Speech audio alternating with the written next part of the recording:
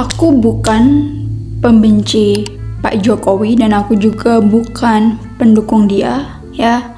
Aku cuman anak sastra aja yang dulunya sempat baca buku The Prince karya Machiavelli dan buku karya George R.R. Martin, Game of Thrones. Jadi kalau misalkan kalian pembenci Jokowi, kalau kalian pendukung Jokowi dan kalian gampang baper, please nggak usah ditonton. Ya, sebelum masuk ke Pak Jokowi, kita harus ngerti dulu satu hal penting. Bahwasanya Machiavelli itu sering sekali disalahpahami oleh sebagian besar orang. Banyak orang mengira kalau misalkan Machiavelli itu mengajarkan politik yang licik, menghalalkan segala cara untuk mencapai kekuasaan. Tapi sebenarnya Machiavelli itu adalah orang yang realistis. Dia melihat dunia ini apa adanya, sama kayak Dostoyevsky. Dia juga melihat dunia ini apa adanya. Dunia memang dipenuhi dengan orang-orang picik, licik, dan jahat.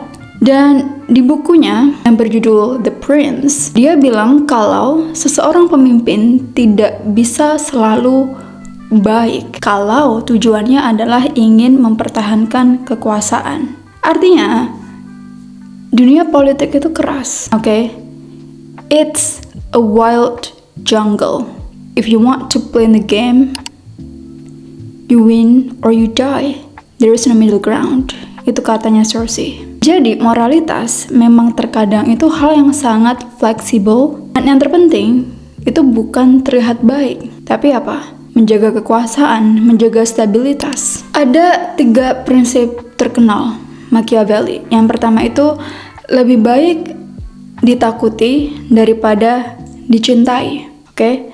Kalau kalian pernah nonton Game of Thrones, terkadang pemimpin yang ditakuti itu dia akan berkuasa lebih lama, ya. Kalau kalian nonton Game of Thrones season 1, you see Daenerys yang masih bocil, masih nggak tahu apa-apa tentang kejamnya dunia politik, tapi di akhir season she did something really mind-blowing. Yeah, because that's the nature of politics.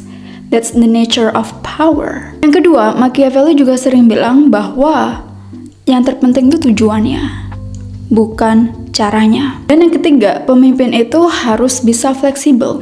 Kadang pemimpin itu bisa jadi singa yang kuat, kadang juga bisa jadi rubah yang licik.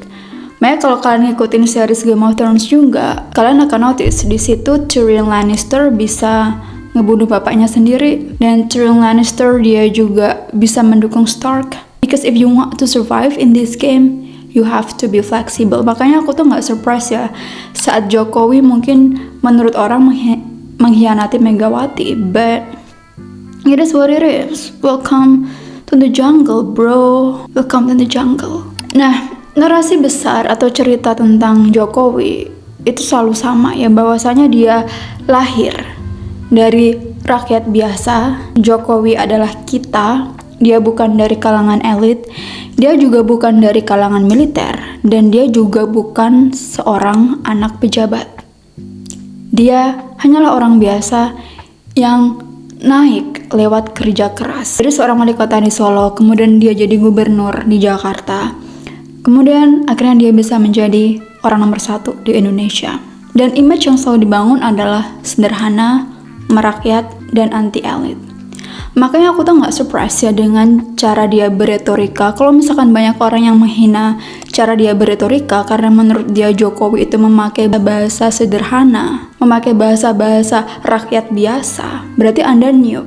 Oke, yang bilang Jokowi itu tidak bisa beretorika di dalam dunia linguistik ya, atau kalau kalian pernah baca bukunya Plato, dia juga membahas banyak tentang rhetoric. Beretorika itu bukan kayak berpidato ya. Beretorika itu bukan kayak pidato kayak Insinyur Soekarno yang menggebu-gebu. Rhetoric it's not about that. Rhetoric is all about listening, tahu cara mendengarkan, dan tahu cara responding, cara merespon, dan yang paling penting adalah tahu kapan harus diam, oke? Tahu kapan harus diam, tahu kapan harus tidak merespon. Makanya Schopenhauer juga pernah bilang, if you argue with an idiot, you are an idiot. Jadi Kalau kalian mau beretorika itu bukan soal kita itu ngomongnya yang keras atau kita harus pakai academic words. Enggak.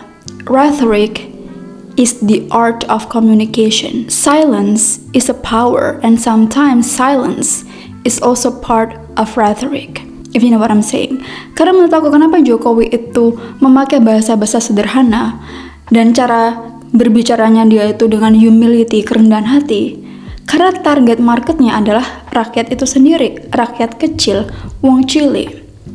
Itu cara retorika bekerja, if you know what I'm saying. Makanya kalau misalkan kalian notice ya, di awal karirnya dia itu sering belusukan dan dia sering memakai bahasa yang sederhana, bahasa yang dimengerti orang kecil. Dan akhirnya apa? Akhirnya dia dekat dengan rakyat kecil dan ini membuat dia dicintai, dikagumi. Tapi dalam perspektif Machiavelli ini bukan sekedar soal baik hati. It's all about strategy.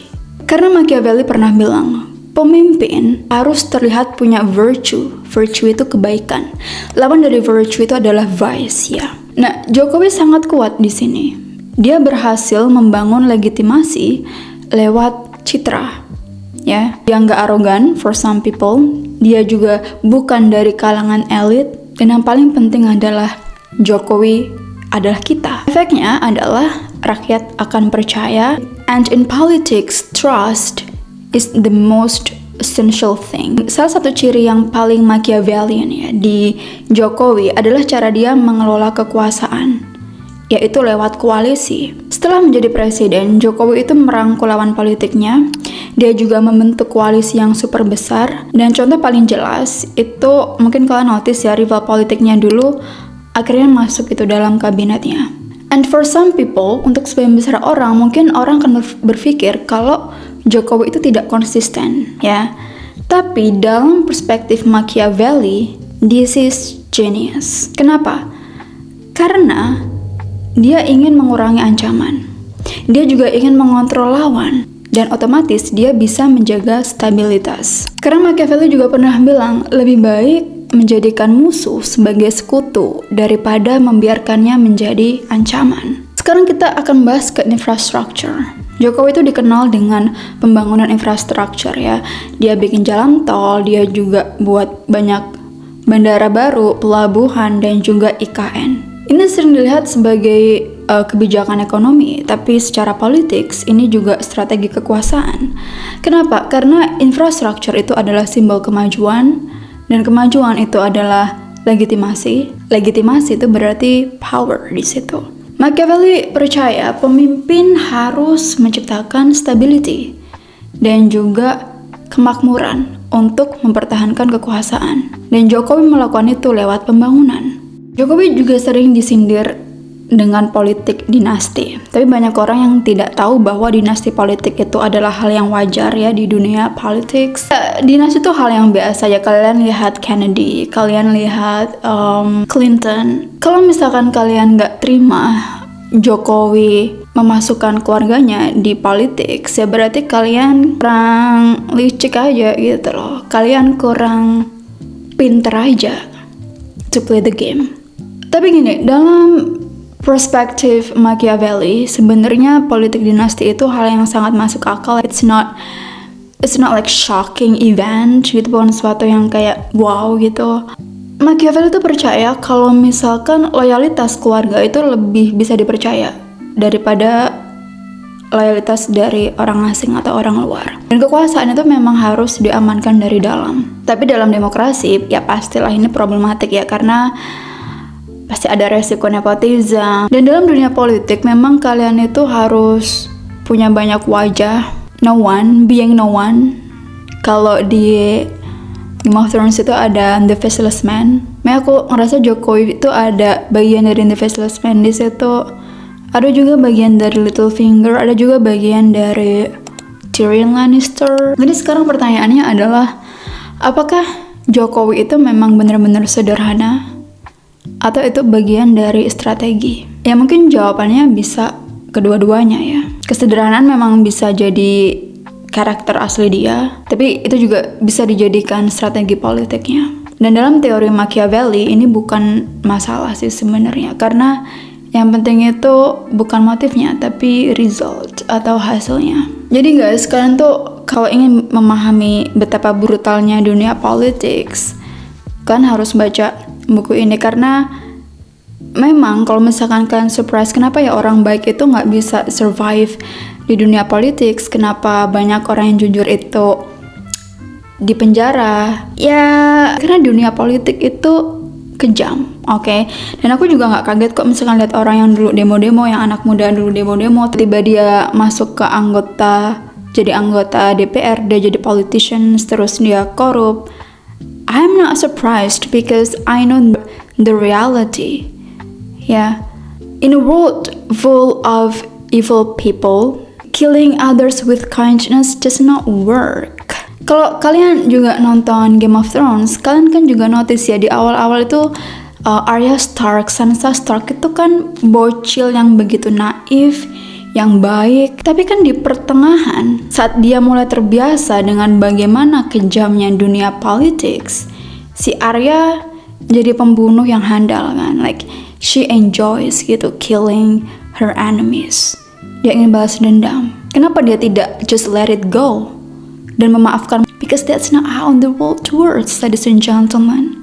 Dan Sansa Stark ya, mbak bocil yang suka menjahit ya kan di awal. Di pertengahan, dia begitu menikmati bagaimana si bangsat ini tititnya dimakan sama anjing. She enjoys every part of it.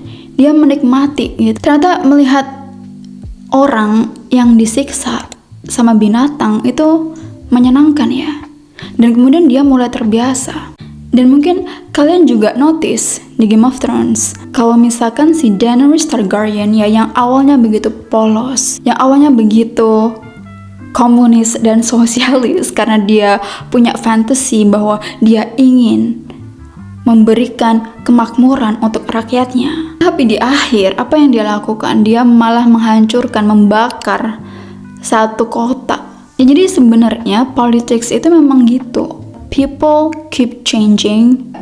It's not the game of vice and virtue, but it's all the game about power. And people do not understand how tempting power is gitu. People do not understand the temptation of power, betapa menggiurkannya suatu kekuasaan. Ini lagi-lagi dari perspektif anak sastra ya. But I like it. I enjoy it.